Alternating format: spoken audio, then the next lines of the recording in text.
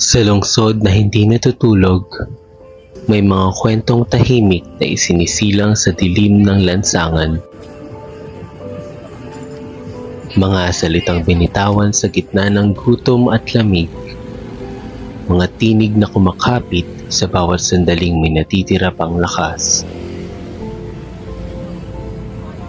Sa bawat basang karton na kanilang hinigaan, may mga pangarap na dahan-dahang dinudurog ng gabi. Sa gitna ng lungsod na kumikislap sa yaman at liwanag, may mga aninong nananatili sa gilid ng kalsada. Mga inang yakap ang sariling tiyan, hindi dahil sa takot lamang, kundi dahil sa pag-asang kahit dito, may bukas pa rin naghihintay. Ngunit sa pagdilim ng gabi, ang katahimikan ay nagiging babala.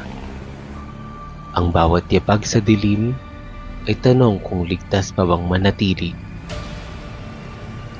Takot na hindi nakikita, ngunit ramdam sa bawat pagpikit ng mata.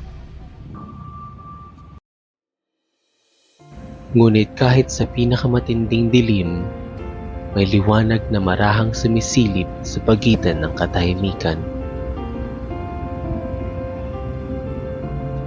Mga kamay na hindi nag-aalangan tumulong, mga pusong patuloy na naniniwala na ang pagbabago ay posible pa rin.